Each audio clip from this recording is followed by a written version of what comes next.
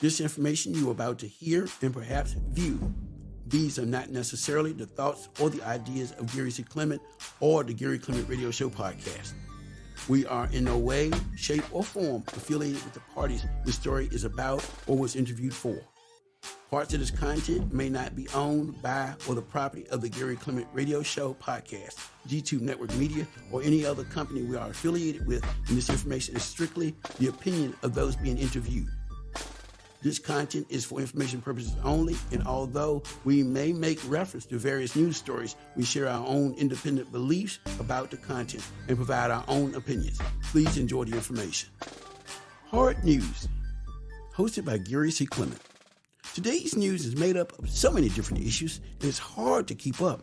But we all know it's important to keep law enforcement in the community and society, as many in America have a problem doing the right thing. Growing up, my mother always said it's easy to do right, but so many people choose wrong, and once you get in trouble, it's very hard to get out of it. Haard News will tackle all issues that break the barriers of justice for all, freedom for all, and simply a good and strong meaning of democracy for all. The show covers politics, crime, gun violence in our communities, and will introduce guests who have a personal stake in these issues. So without further ado, please enjoy this week of Haard News, hosted by Gary C. Clement. This is a special edition of Haard News, hosted by Gary C. Clement. Recently in Raleigh, North Carolina, a 14-year-old student was charged with murder after he stabbed two fellow students inside of Southeast Raleigh Magnet High School. One died and one is being hospitalized. Still, there has been no motive named as the cause of the situation. To talk about this very important topic, discussing the attitudes and actions of today's kids, today's school, and the problems in our communities, we have invited the following guests. First of all, we have Mr. Sean Ingram, who's an author, actor, educator, spoken word artist, and motivational speaker, and owner of the Sean Ingram Academy. Then we have Mrs. B.J. Counsel, a retired deputy police chief and founder of U&50. In addition, we will also have dialogue from retired principal Mr. Mike Smith of Philadelphia, Pennsylvania, and Ms. Karen Knight, a spoken word artist and community activist, also out of Philadelphia, Pennsylvania, and my co-host, Mr. Ron Dove. Well, first of all, we are sending out our prayers to all the families involved in this tragic situation. To start our dialogue here, we will start with Ms. B.J. Counsel. B.J., this was a very traumatic situation that happened at the Southeast Raleigh Magnet High School. In your opinion, are our young people safe at school? Are they safe in their communities? Are they safe at home? Just what's happening with our young people today in society? Thanks for having me. Yeah, I think kids are safe.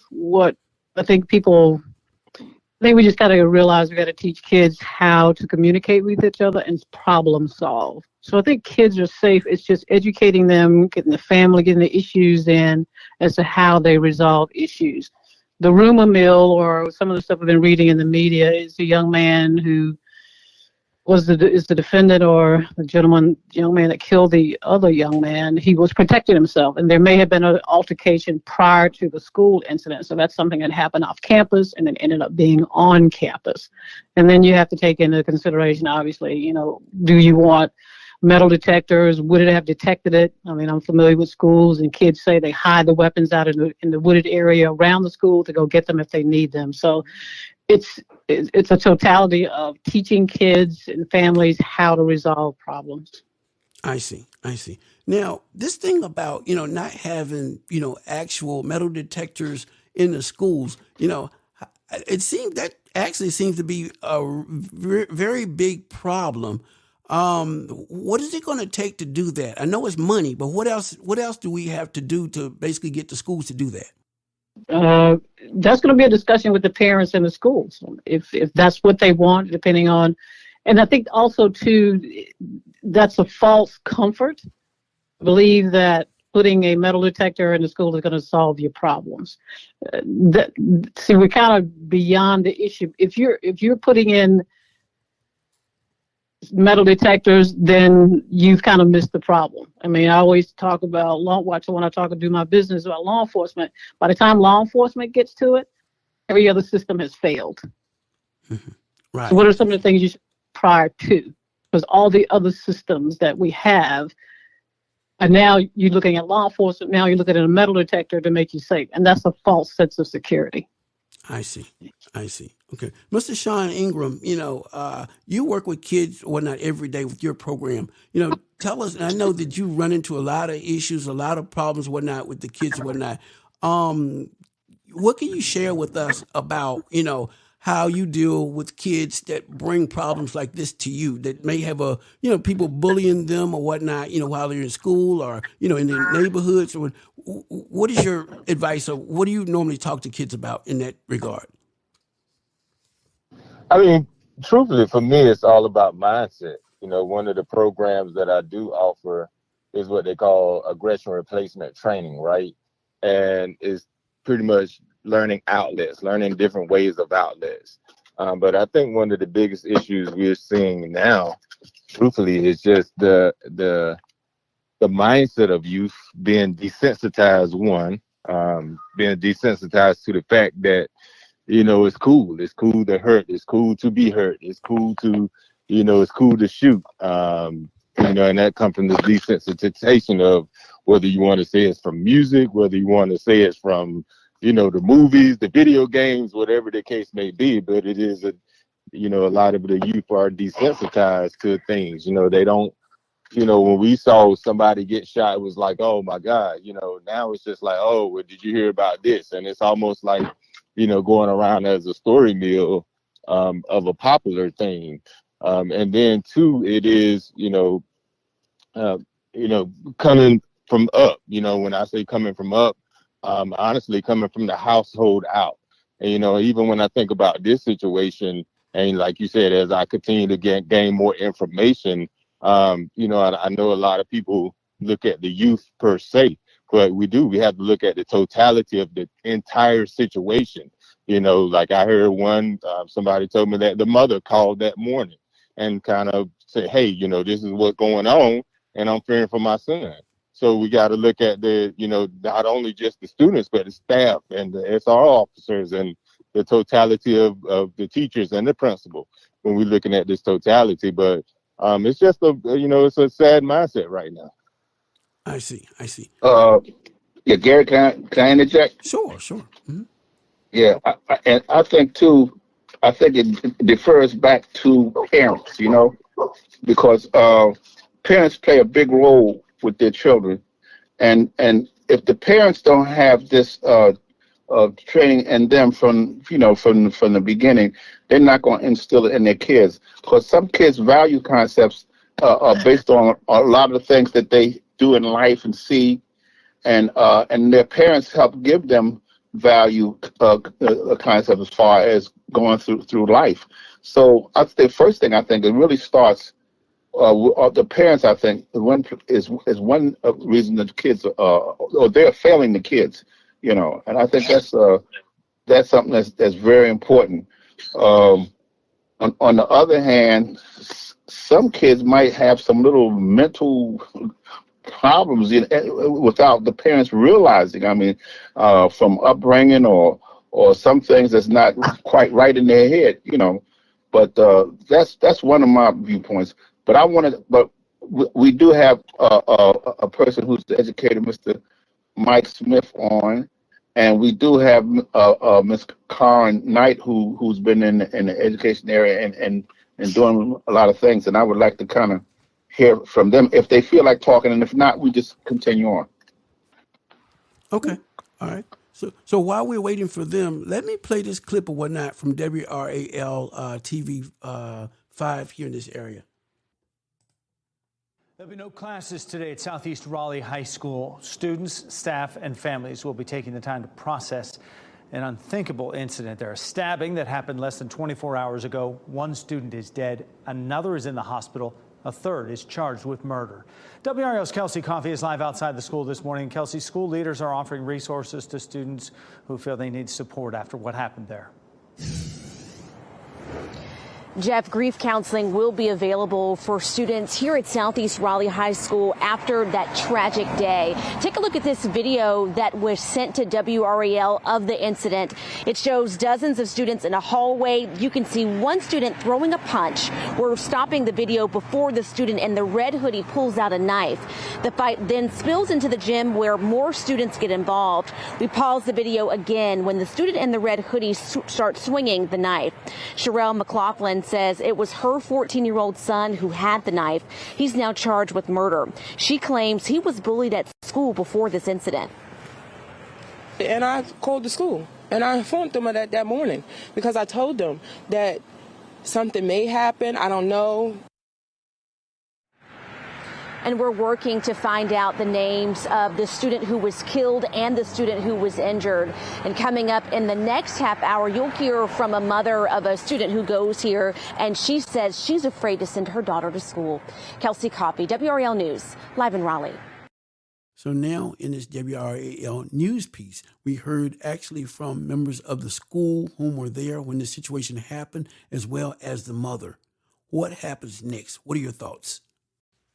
Well, that's what I was saying earlier. I mean, me and Sean Ingram personally was saying earlier, being that happened, now you got to look at taking action from a staff point of view, right? We got SR officers, we got school teachers. I know when I'm in a school, now you watch this kid or you watch the group of people that they're talking about, making sure that either they stay separated. I mean, there's ways to monitor even in schools.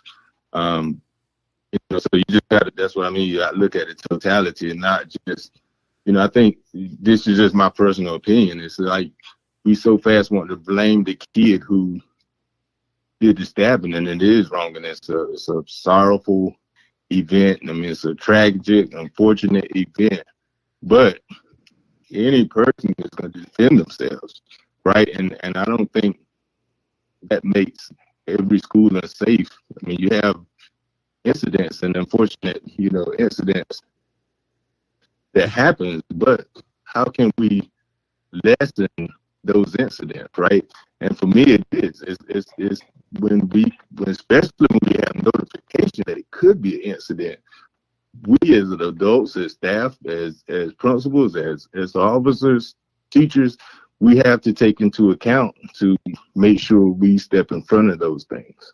Right. I understand. Right. Now, I'd like to say something if I can. Yes, sir. That's fine. Go ahead. Yes, sir. Okay. I don't want to be long-winded. I taught for 15 years. I was a principal for 15 years in the school district of Philadelphia. And the problem with the children are the adults. Mm-hmm. And the thing is, there's three domains that a child is always in. Sure. And this is what I used to tell my staff. It's the home, the school, and the community. Mm-hmm. And if one of those domains fail a child, then that's the problem. Mm-hmm. And the first thing, and most people allude to, is the home. But more important than that is I have not heard one thing about the fathers. Mm-hmm. Now, the mother calls, okay? And every time I see a child, a young person in a situation that is unbecoming, first thing I think is, where's his father? Mm-hmm. And the reason that all these issues are happening in schools, in the community, is because the fathers are out of order. Mm-hmm. And everything that goes on, I relate it back to the scriptures.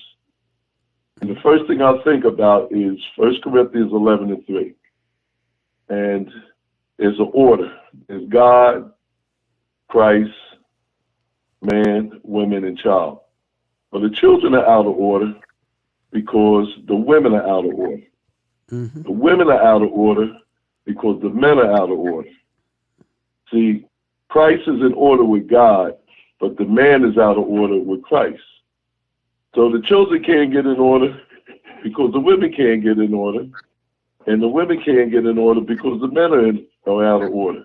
And until the men get in order, this is where we are, and that's going to perpetuate. And the schools are not safe because of the men in the community are out of order. Yes, sir. Right. Mm-hmm. Would anyone else like to comment on that? Because I like what he was saying. Absolutely. Yes, ma'am. Go ahead. Michael, I do believe that most of what you said, if not 100% scripturally, is correct. However, I want to add something about the adults being out of order and the leadership being out of order and the politicians being out of order. And these children today have seen all this most of their lives. The one thing we have failed to do is teach emotional intelligence. When we fail to teach emotional intelligence, we create conflict. And we don't know how to mediate conflict. Children today can negotiate with one another. They can have peer groups. They can have all kinds of things. But, for instance, a school like Martin Luther King in Philadelphia has 32% of its student population in foster care. So there's no parents. There are so many children. 2 Mondays ago, I was sitting in my car, and a child no more than 17 months old came running down the street, cold weather, buck naked, no shoes, no socks, no diaper, running. This child's going to be an Olympic star if it makes it through life. And at first I thought I was having an optical illusion. When you have children turning hot dates into due dates, this is what we get. So until we teach emotional intelligence, meaning there's a way to do all things, all this promiscuity and that ends up with children, men who are not taking care of their responsibilities once a child is made.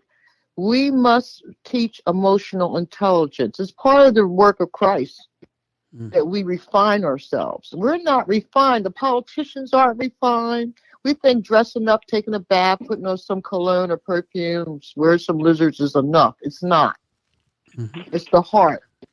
And without the heart activating, the mind can't work. And the way we feed these children today, there are laws against it in other countries. The EU will not even accept a lot of the food that we gobble down for free or pay for. So until we get in order with Christ, until we ask the Lord to order our steps, see, right now we're working from our own willpower and not necessarily from anything divine. Well, you can't miss if you ask God to lead you. If you ask God to direct you and you're obedient and you still until that happens, things will improve. These children today, there's such a small population. The children today are going to be rebellious because they've inherited a big tax bill due to us, who's aging. We're the biggest population ever in senior citizens. Right. So we owe these youth a lot more than worrying about, they stabbed somebody today. We need to work on making sure that his incarceration doesn't turn into a death sentence. Right. So I mentioned to Ron Dove that there's a group across the Pennsylvania thing called Coalition Against Death by Incarceration. It's primarily set up for children who are caught up in adult crimes before 21. So you need to get in touch with this organization. It's better than the Innocent Project because they got other families who rally together for your family or for whoever is having this injustice. Because if you can't get no good lawyer, what are you going to do? Right. Guilty or not guilty? That's true. So that's my take. Emotional intelligence. When we refine ourselves and become emotionally intelligent, then our children will be emotionally intelligent too. Right. Not until that. Okay. Well, we have our emotional intelligence. It was given to us, but we reject it. Emotional intelligence is located in the scriptures, but we refuse to follow it. We can't, that's where we get our emotional intelligence, and it comes from the father, who gives it to the mother and gives it to the children, and all the programs and stuff that we want to get involved in, and we got our program right here. Here's emotional intelligence right here. Proverbs 22:6. Train up a child in the way he should go, and when he is old, he will not depart from it. That's the emotional intelligence, but that comes from the Father. And it comes from the Father and the community, that we have. If we understood that, that we are supposed to love thy neighbor as thyself, that's a commandment from the Heavenly Father. And that's a commandment for just us in the black community that we refuse to follow. So we have our emotional intelligence, and we need to stop looking outside of the Heavenly Father who gives us everything in Genesis down through Revelations. But we ignore it. And I'm not talking about religion. I'm talking about the Bible, which has nothing to do with religion. It's the history book, and it's the doctrine that we were given to follow, and no other people but us. Yeah, I agree with Mike and Karin as far as, well, first of all, put God first. We tend to kind of leave him out of the picture. We don't talk about Jesus, but I agree with that. And I know for a fact I have seen a lot of evidence of a lot of young people today who are going out making babies, and some of them are proud of making these babies and not wanting to take care of them and support them. The baby mother is left with holding these children and having to deal with them on her own. And the father image is a real big issue, because a lot of these children in the black community today, the fathers are missing in action, and because of separation or whatever. And there's some fathers out there that just want to drop it like it's hot and keep moving, and don't care about the consequences, yet they having babies. I know situations, I've seen situations like this, and even in some of the rap music. I mean, it promotes a lot of this kind of activity, attitude. So the father image is important, and but yet and still. And just like you say, just like the Bible says in Proverbs, train a child in the way that he should go, and he will not depart from it. And that comes back to the home again, back to parents. So parents play a big role. But then the parents, again, if they're handicapped, if the parents don't have all that they need, if they're not, if they're not following the tenets of God, or the things that will make children, help children to go through life, then the children are going to suffer, because they get their nourishment from the family. And so, I really do, agree with that, as far as, the kids must have a good background and must get training that the schools are not necessarily going to give you. If you don't get it from home, then where you going to get it? You get it from the street, from the people out there who are wheeling and dealing, and you take on their attitudes, and then we got a problem. So that's my comment. Okay, Sean. Now, with the kids that you deal with in your programs or whatnot, do you have a lot of interaction with their parents? I do, and it is hard.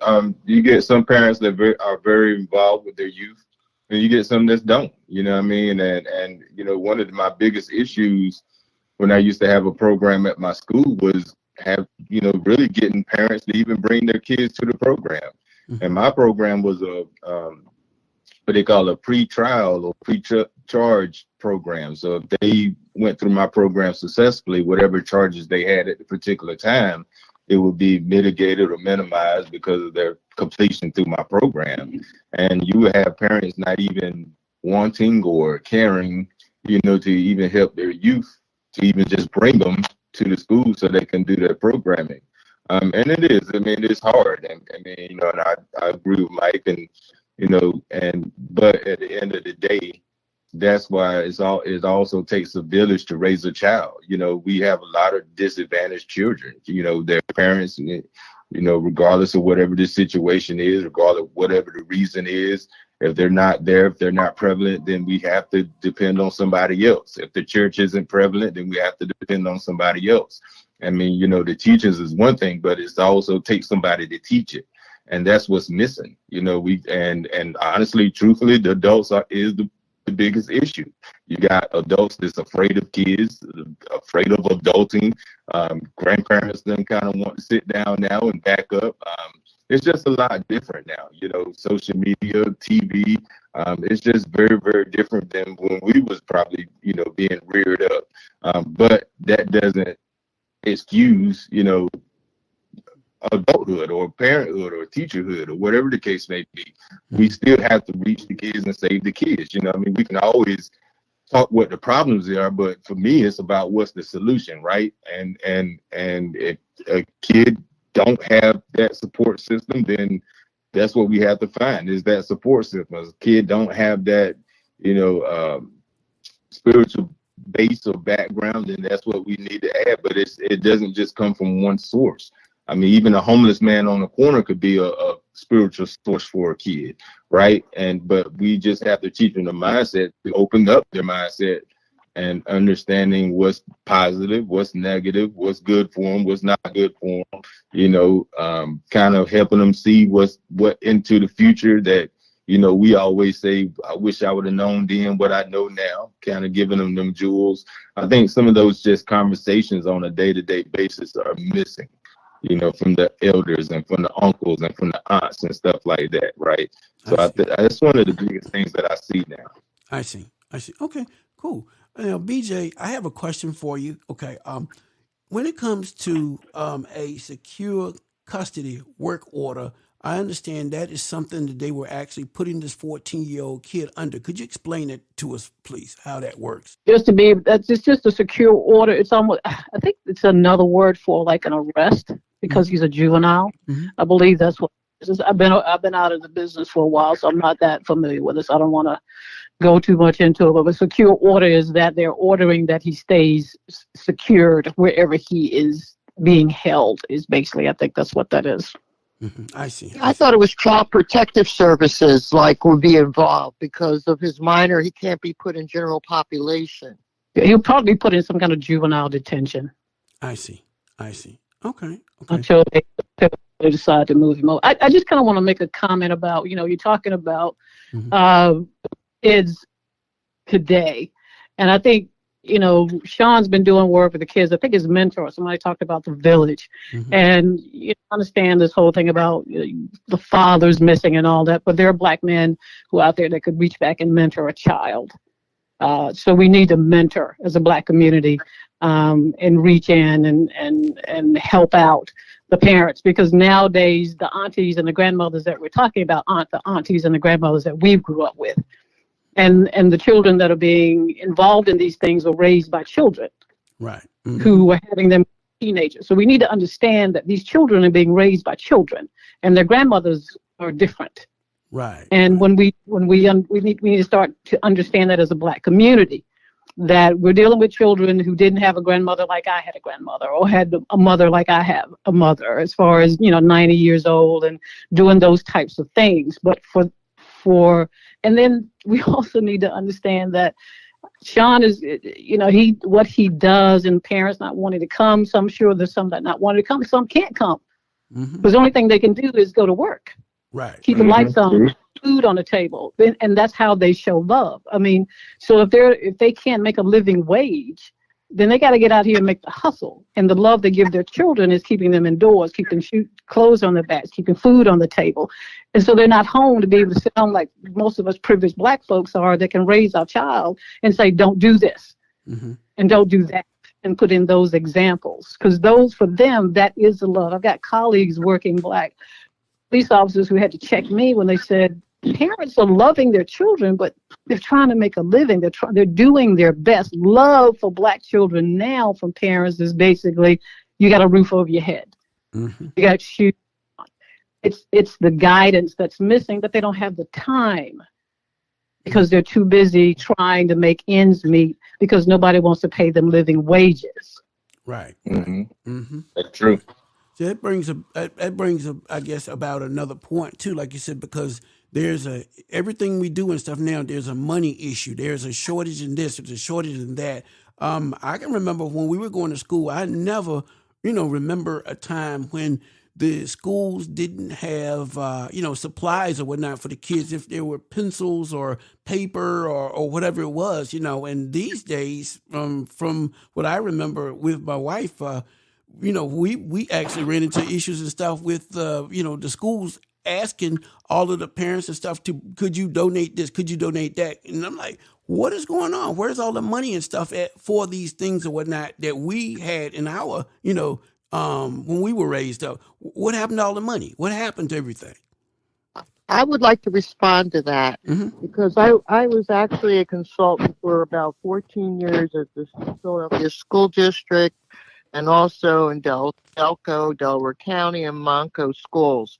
And I had a chance to see there's never been a level playing field in education. We all know this. But where the money has gone basically is in salaries and administrative costs. Things are so inflated even with textbooks. We have never been given first-class material to read as children, even before integration.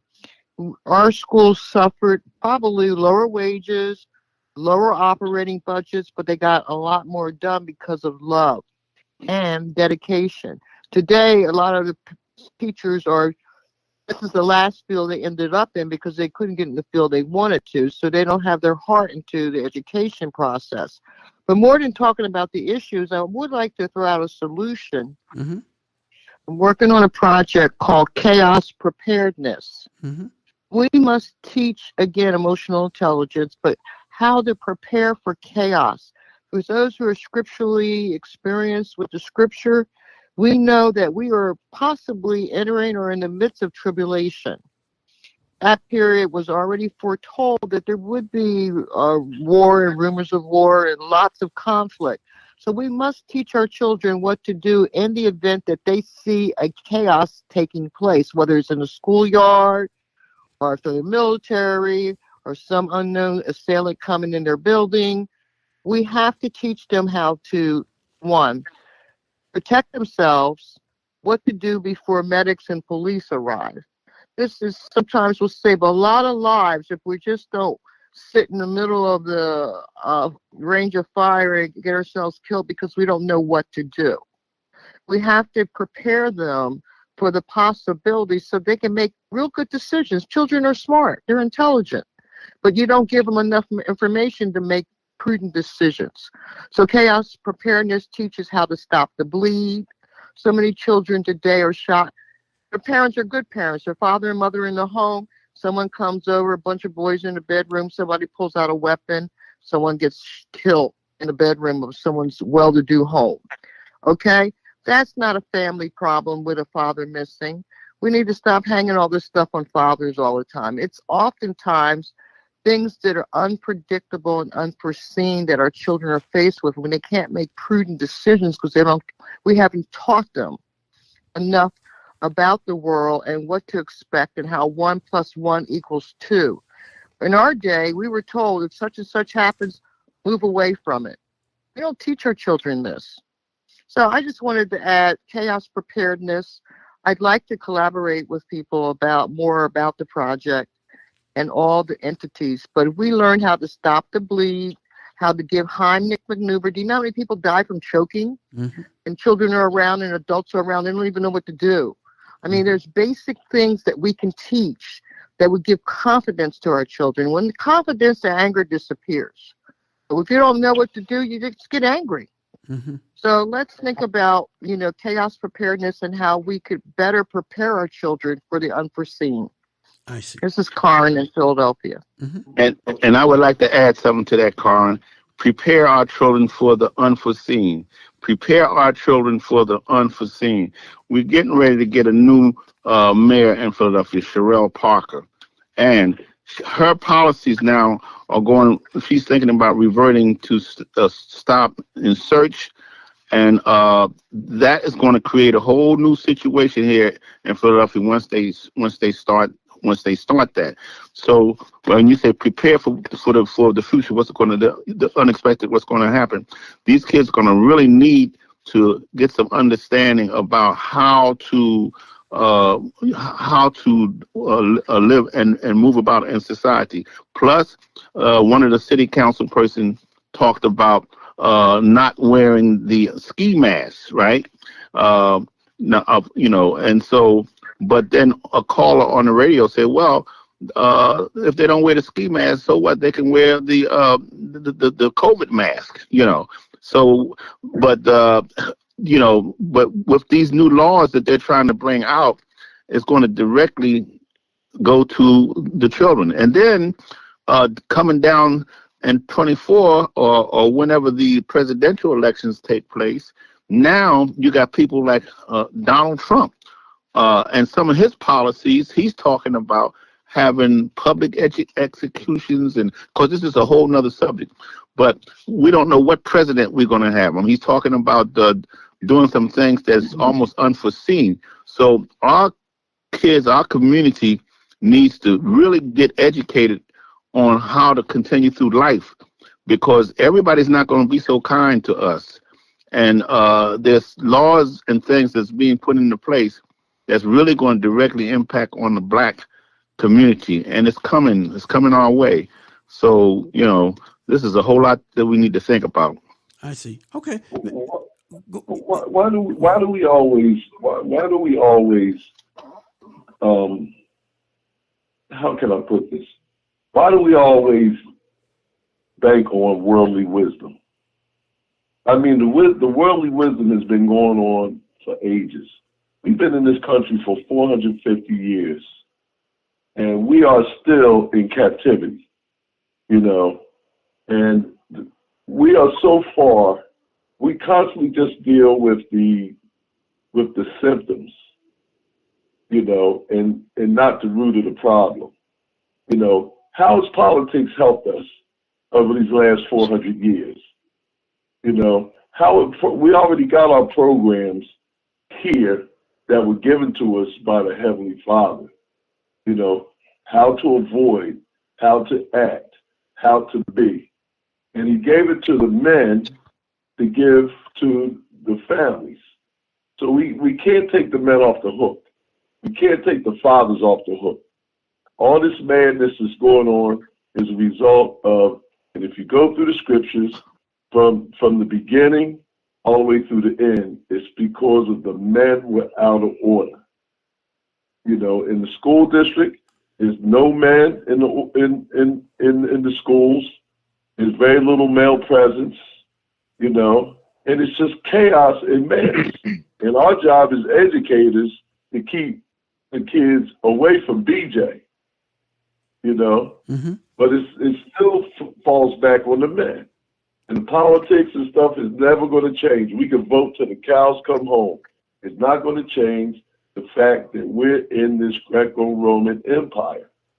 And we're slaves because of our disobedience to the Heavenly Father. I see. Yes, sir. Okay, no problem.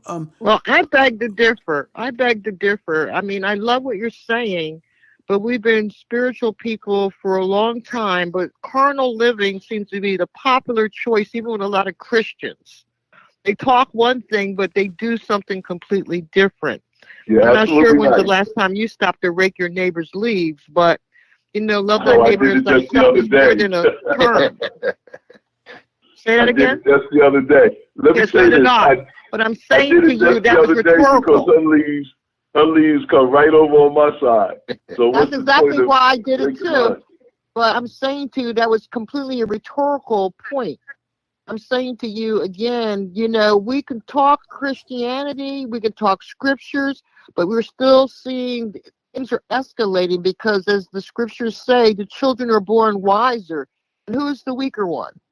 So I'm saying to you, we got to take in consideration this political climate that we're about to continue living by, because if these children get arrested, there goes their college opportunity. Yeah. I mean, my goal right now is to save the youth from the unforeseen. Mm-hmm. We can save the youth from the unforeseen. See, Christianity has nothing to do. Christianity has nothing to do with the Bible. I'm not coming from a Christian perspective. Matter of fact, Religion is what's gotten us out of reading the Bible and understanding what it's really saying. And where we are now is prophesied back in the time of Genesis. We're in the time of Sodom and Gomorrah, where lawlessness is at an all-time high. And like Christ said in the Matthew the 24th chapter, it's going to get worse. Mm-hmm. But we have to hide under the pavilion of the Heavenly Father, who tells us what's coming, what to do, and why we're in this condition.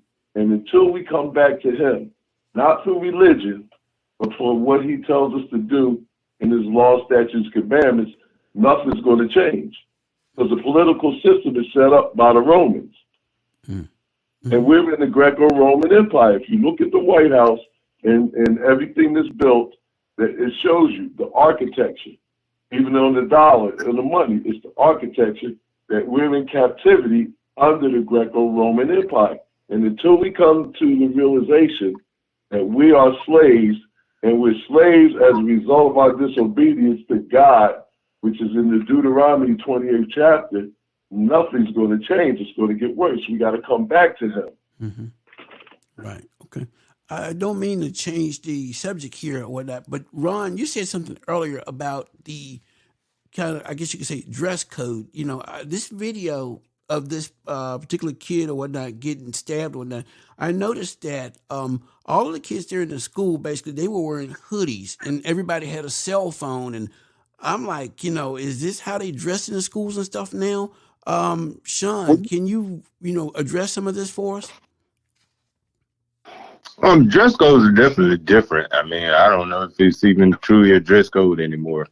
A lot of kids wear hats. A lot of kids, wear hoodies. I don't know if we, taking COVID since prior, COVID as just what it is now. So I don't know what the change is, but it's definitely has changed, right? Mm-hmm. Which, to me, honestly, personally, that's the least of our worry, right? Like, I don't care if you're wearing a skirt or not. Your mindset of whether you want to harm somebody else or, get in trouble, it is what it is. We all had different, mm-hmm. cultural differences of dresses and stuff like that. But, I don't know if the dress code, honestly, per se, is so much of an issue as it is just the mindset. And, like BJ was saying, even when it comes to, truthfully, our educators,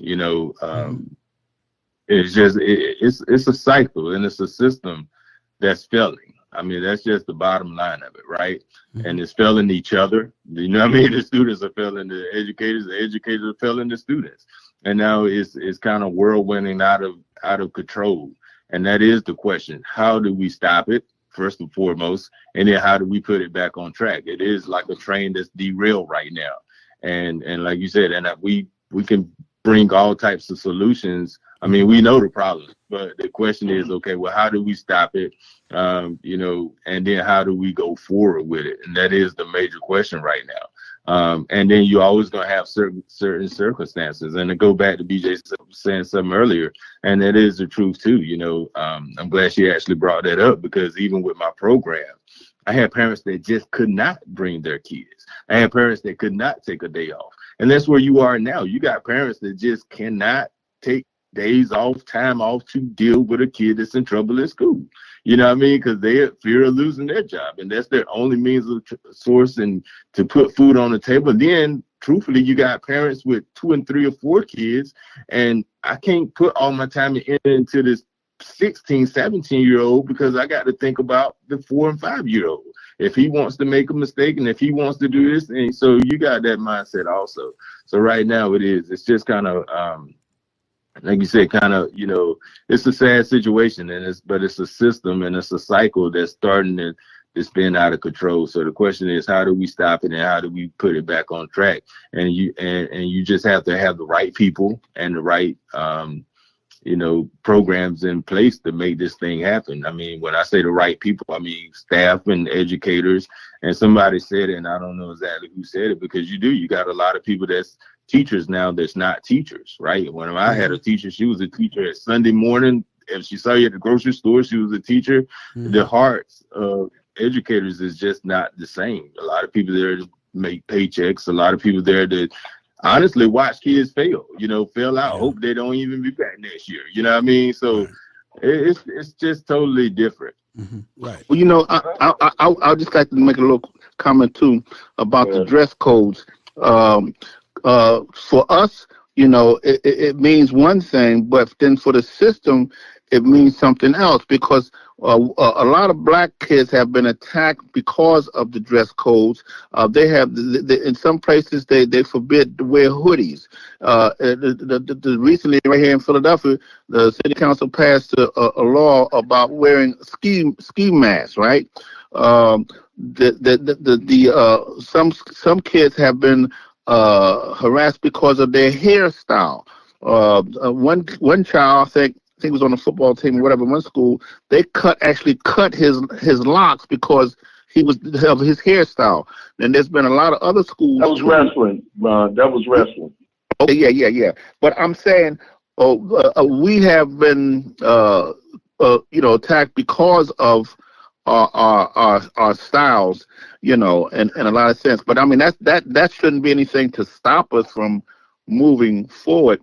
But when we perceive by maybe law enforcement, dress code means a lot to them. And so when you have kids who look a certain kind of way, then they're judged by law enforcement, and a lot of times they might be the ones that get stopped. So dress code plays a role in our black society and how we're looked upon by the people that want to try to keep us in control. Let me say something about that, Ron. Okay. First of all, the dress code is important, right? It's significant. But in Delaware County, right, they tried to implement, enforce the dress code. And the parents came up there acting crazy, talking about, you can't tell my child I buy his clothes, and if I want him to wear a hoodie, he can wear a hoodie, right? Now, these are the same ones that don't have time to come up to the school when their children are out of pocket. But they have time to come up there and perpetuate violence and fighting, And the reason that a lot of them wear their hoods because they don't want to be seen by the ops. Ops is the opposition. But the school district of Philadelphia instituted a dress code, and I hated it with a passion, the uniforms, because I knew that they would not enforce it. And they come up with these rules, and they don't enforce it because they bow down to the politicians who say, well, my kid, this and that. And what's the purpose of having rules and everything if you can't enforce it? From the parents and the adults of the children create a lot of these issues that the schools want to enforce to make the schools safe and to educate. And the schools is only as good as the administrators of the schools who entice and influence the teachers to be effective. But the political ramifications of the people above the principals make it difficult to carry it out. That's why in Compton, the principal and all the staff walked out. They just walked out. There was a principal at Strawberry Mansion this year who just walked out of the job because they make it impossible to do the things that need to be done for our children. Wow. Would some of that have been budgeting issues maybe, or just, the parenting, or what exactly? It's not a budget issue because you don't need a lot of money to run a school and to educate children. We know that historically when some of our geniuses came out of one-room schoolhouses. But when there's no discipline, there's no learning. Yes, the armed forces teach you to kill someone that has never done anything to you. What's the first thing they teach you in the armed forces? Discipline. Yes, sir. Right. And if you don't have discipline with the children, they're not going to learn. And in our society, especially in our community, we teach our kids, we teach our children that they choose their actions and they also get to choose their consequences. And it's not like that in the real world. Recently, Governor Roy Cooper signed a House bill to make schools safer. House Bill 605 provides for threat assessment teams at all North Carolina schools beginning in 2024 and 2025. This includes assessments for mental health. What do you all think about this? To come out and say it, because when you come out and say it, you know, you're politically incorrect. But when you think about it, we don't care about our children. It's obvious about the way we raise them. And the number one source of the problem with it is the men. As a man, I take full responsibility. For that child that stabbed somebody and killed somebody in North Carolina, I take responsibility for that. And we don't want to take responsibility for each other. All the other nations do, but we refuse to do it. And we want to look to somebody else to come and save us. And the only one that cares about saving us is the Heavenly Father, because he tells us exactly what to do, when to do, and how to do it. The threat assessment, just to touch on that a little bit, is like probably going to have groups or individuals that are going to be paying particular attention to security and trying to reduce that in each of the schools, if that's what I'm surmising from what you just said. Uh-huh. And so they're just going to be putting things in place to reduce the threat of, and that could be, you know, the whether or not they need metal detectors at all the doors, if they need people to sign in. So they'll be creating all these particular hoops that you got to jump through in order to hopefully create a sense of safety, because you're not going to stop anything. Okay, right. If something's going to happen, it's going to happen. And I just want to get back to what Sean said about, and I appreciate what he said about some parents just can't be there. And one thing that struck me when Sean said, there are family and women who are saying, who have several children, and they actually say out loud to law enforcement, I got to let that one go because I got 3 to take care of. Right. This is where we are. You know, this is where we are. And I think Mr. Smith said something about, you know, we can vote till the cows come home. The problem is we don't vote as Black people. So, you know, that's the thing. We don't vote. And that's why we're probably in this issue. And a lot of these things that are going on is because we as Black people don't vote, and marginalized communities don't vote because they're frustrated. They don't see things that are happening for them. And so if we don't vote, then we can't put our voices, or the persons who have the same ideology or beliefs as we do, in those positions. So you have individuals like Sean that's trying, and organizations like him that are trying to take up that slack, that now you vote people who support education and will pay to get Black males or Black women back into that, to help with the education, to help with supporting people being educated. If we don't vote, then we can't complain about anything. So saying we can vote till the cows come home when we don't even vote, right, is the issue. So we got to, you know, you guys are talking about this upcoming election. It's scary what's happening right now. Right. Yeah. And if we got to pay attention that we don't vote, because everybody's looking at law enforcement. You know, I heard the stuff talking about the Philadelphia stuff. That's why I do the work that I do. I teach Black and brown folks, primarily Black people, how to safely interact with law enforcement. That's what I do. To make sure they don't get killed because of something. The way they dress. I volunteered at a prison, and there was a young man that got tased and down in Florida, and they were the officer in his report. I got a chance to see his report, and he said the reason he used his tase because he kept putting his hands in the front of his pants and pulling up, and because he just got through selling drugs. So usually drugs and guns go together. But what was happening was, I would probably put $100 on it. The young man was trying to hold up his pants. But for law enforcement, if I just got through seeing you do a drug deal and I know you carry a gun because I've got history with you, then reasonable for me as a law enforcement is to think you could be reaching for a gun. And it's going to hold up in court. It's going to hold up in court. Whether we like it or not, it's going to hold up in court. So I know as a Black woman and a Black police officer, more than likely, he was trying to hold up his pants. But the officer is justified by using use of force because he believes he's reaching for a gun in his waistband. Right. And we got to understand that. And so my work is to let Black folks know this is what you do, this is how you interact, and this is how you ask the right questions of your law enforcement to hold them accountable for your community. We really do appreciate our guests who participated in this episode, and we hope you learned something that will bless your day and your life.